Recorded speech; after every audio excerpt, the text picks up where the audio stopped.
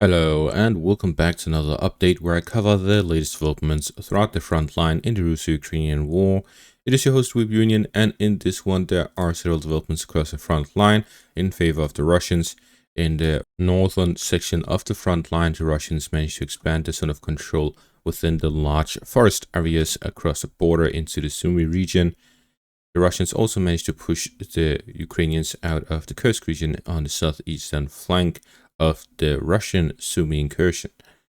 The Russians managed to advance in the southern flank of Kostyantynivka, as well as on the eastern flank of Pokrovsk. To the southwest of Pokrovsk and the southwestern outskirts of the Donetsk region, the Russians managed to make several advances there as well, capturing significant amounts of fortified positions in that section of the front line. Starting out in the southern section of the front line, the Russians managed to gain control over the fortified positions north of Oleksivka and Zeleny, leaving just a few fortified positions and Novokrenka remaining here in this section of the front line. The Russians would then manage to reach the road into the Dnipropetrovsk region. We see that the Russian operation to flank these towns and fortified positions by establishing themselves within the Dnipropetrovsk region allowed them to cut off one of the main supply routes into these areas, which significantly limited the supplies of the Ukrainian forces, and followed it up with an assault to capture the fortified positions and the towns in the area. With the extreme pressure of the offensive operations and the lack of supplies, the Ukrainian forces were unable to hold on for much longer, and now the Russians will likely capture the remaining parts of the Donetsk region in this section of the front line within the next 7 days, allowing them to establish themselves within the Dnipropetrovsk region, and fighting will reach Dashne before moving further north in the direction of Novopavlivka. The Russian objective will be to gain control over Moravka and Novokrenka, to then push into the Dnipropetrovsk region to gain control over Dashne, and establish offensive operations towards Novopavlivka through Dashne in the south and Moravka in the east, with a combined assault from the eastern and southern flanks. At the same time, the Russians are already infiltrating the Dnipropetrovsk region with infantry and recon groups through the Horhova direction, where the Russians managed to capture the border area. The Russians also managed to advance in the direction of Zaporizhia here in the southern bank of the Vovcha river line. Based on this, we can see that the Russians are here pushing in the directions of the towns here in between the Mokryeli river line and the Vovcha river line, gain control of these remaining settlements before moving onwards towards the western bank of the Mokryeli river line, potentially crossing over into Dashne through the Vovcha river line as well. The Russians are here looking to gain full control over the southern outskirts of the Donetsk region before moving into the Dnipropetrovsk region, where they can launch these operations on the rear of the defensive lines of the Ukrainians in the southern section of the front line to hit logistical hubs such as Oleksandrivka, Bunjushne. In the intersections, these are areas where if Russians gain control of them, the Ukrainians will have to go an alternative route to supply their forces. There are a lot of these areas here in the rear of the Zaporizhia section of the front line. If we activate the fortifications, we can see that the Russians would be bypassing these defensive lines by pushing through the rear. The Ukrainians have extended their defensive lines to cover much of the eastern flank of Zaporizhia. My map isn't completely updated in terms of fortifications. However, even with a more up-to-date map by Playfra, we can see that the majority of fortifications centered around Novopavlivka and the border area here between the Dnipropetrovsk and Donetsk region. As we can see here, the Russians would have to push through several fortifications near Novopavlivka. However, they are in the red and blue colors. The red color signifying anti-tank ditches, and the blue color signifying dragon teeth and barricades. That means in terms of fortifications for infantry, there are not a lot. There are these trenches here to the south of the town. In the eastern flank, there's the one near Moravka, and there's some on the northern bank of the river line. There's a few here and there across the border area, but as we can see, it is a complete different density compared to the Donetsk region, and there's not a lot of depth to it. By gaining control over the settlements along the border area, such as Slovyanka, Myshova, and Novopavlivka, there is no second line of defense, besides that of dragon teeth and anti-tank ditches. Which means that in reality, once the Russians gain control over the border area between the Donetsk and Dnipropetrovsk region, the Russians will likely speed up bit by bit as they capture these fortifications along the border area and the first settlements. Following that, the Russians will speed up even further as they continue advancing in these less fortified areas. We saw the example with the Russian advances here north of the intersection. Following the capture of the fortifications near the intersection and the town of Novopoltavka, the Russians kept advancing northwards, and they stopped at every fortification before reaching the settlements. The advance from Novopoltavka to Popovyar had 3 stops: for the first fortification, the second fortification, and the town itself. Similarly, in the western direction, the Russians gained control over these fortifications. Following that, they made a long advance all the way to Kopcheva in the northern flank and managed to push into Shevchenko-Pershing in the southern flank, where they fought over the fortifications there as well. Which shows that when there are no fortifications, there's really nothing holding back the Russian forces. Following the capture of Zorya, they managed to reach the outskirts of Oleksandro-Kalinove here to the north. There are exceptions on a wide area with a lot of forest lines and fortifications and forest patches and fields where the Russians have to cover a large area and there's a large group of Ukrainian forces with a lot of FPV activity. The Russian advances still slow down.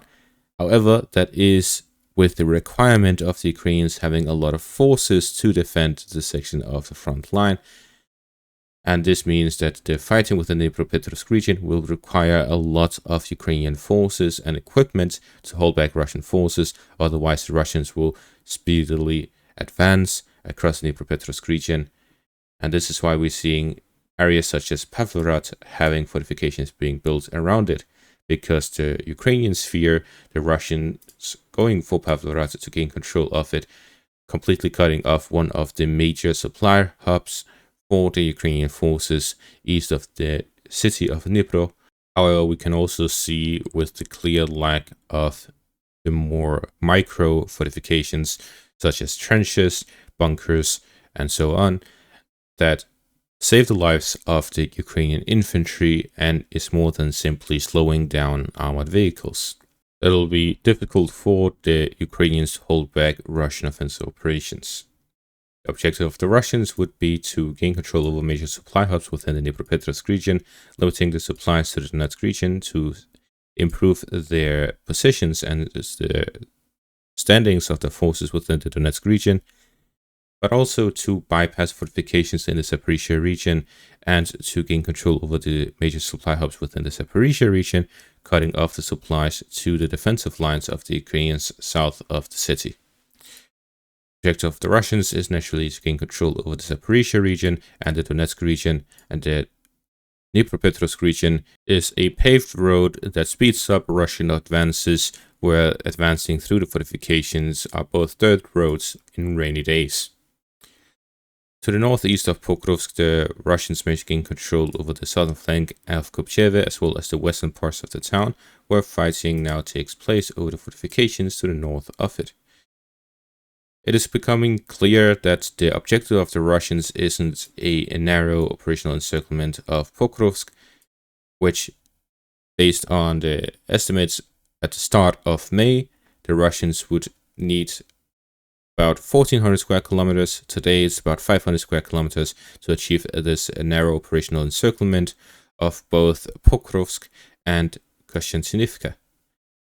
However, if we take into consideration the operations of the Russians, it is becoming clear that they need a wider, more secure operational encirclement of both cities, while at the same time getting control over logistical hubs for further offensive operations in the future. It is becoming clear that the Russians are aiming to gain control over towns such as Novopavlivka, Vyshova, and Slovianka, to then gain control over the northwestern defensive line northwest of Pokrovsk.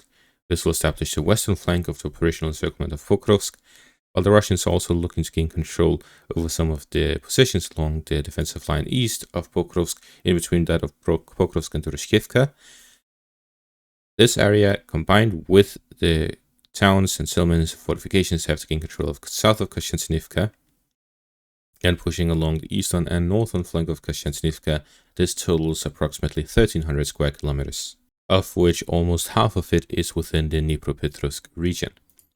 But based on this, we can see that the Russians will likely be extending the offensive operations to operational encircle Pokrovsk and Kostyantynivka a month or two longer. This means at the start of August or mid-August, somewhere around there, is when the Russians will likely have the wider operational encirclement of Pokrovsk and Kostyantynivka, to which the Russians will gain control over both cities before September. And the objective would be to then move onwards to gain control over the remaining parts of the Donetsk region, except for the Sloviansk-Grushkivka line, as well as Liman. Both of these areas are very heavily fortified, and the Russians are struggling to advance towards these settlements. These are the last targets within the Donetsk region that the Russians aim to gain control of. However, gaining control over these settlements along the Dnipropetrovsk border area will allow the Russians to continue their advances into the Kharkiv region as well. Generally, the areas within the Dnipropetrovsk and Kharkiv regions are less dense, more open fields, and flatter, all which play into the favor of offensive operations and makes it difficult to establish defensive operations. Even with fortifications, due to geographical differences, they'll never be as effective as the ones within the Donetsk region. This means just going through the Donetsk region and into the other regions will speed up the Russian advances. And unlike the northern section of the front line, there are not a lot of these heavy forest patches within the Dnipropetrovsk and the southern parts of the Kharkiv region.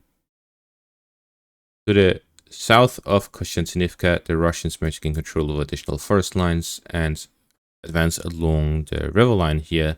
South of Katerinivka, the objective of the Russians is to start storming the towns of Katerinivka and Klebenbyk, as well as to gain control over Alexandro-Kalinove, gain control of the southern bank of the reservoir, and operationally encircle the Ukrainian forces here near Novospassky and Shchervenivka.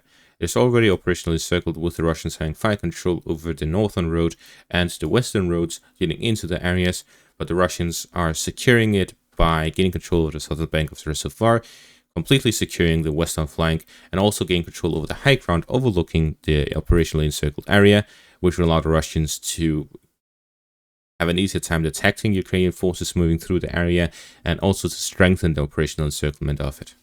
In the northern section of the front line, the Russians managed to advance in the direction of Satki and Alexandria. The Ukrainians lost their foothold within the Kursk region in the marsh area south of Guevo, and the Russians started pushing back into the Sumy region in the direction of Alexandria. It was reported that the Russians actually managed to capture Alexandria 5 days ago. However, when the first units, the assault units, received an order to continue offensive operations elsewhere, they rotated out, yet the entrenchment units took a little longer than expected to rotate back in, which left the town completely empty for Ukrainian soldiers to regain control of it. Since these sort of blunders still happen in the war, and this is exactly why the best commanders are the ones who can coordinate a large army. What really made Napoleon special during the Napoleonic Wars wasn't that he was some sort of military genius, but rather that he was extremely good at coordinating armies, which really makes him a military genius. That he was able to always outnumber the enemy and always get out into a favorable situation, where regular commanders who aren't really that special will make mistakes such as this one every once in a while. As for the Satki direction, the Russians managed to gain control over large areas of the forest patches here along the border area. Russians are slowly making advances along the border area to gain control over the forest patches here near Satki, following which there's a massive forest area, very dense as well, which encompasses the entire northern flank of Sumy. It'll be interesting to see if this will be another repeat of the Serebryansky forest area fighting, where both sides really don't move a lot, because the main point of these forest fights is that it's very difficult to move vehicles through them. This means that the fighting is mainly infantry based. At the same time, the forest areas provide a lot of cover for infantry, which means they are hard to detect. A Russian soldier or Ukrainian soldier fighting each other within these forest areas will not be able to detect each other until they are less than 100 meters from each other.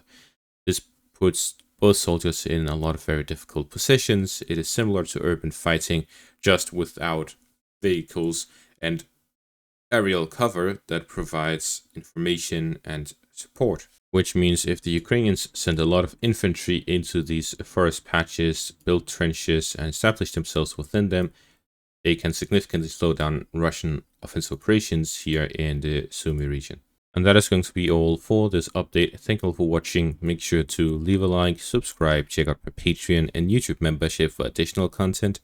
Thank you all for watching and have a great day.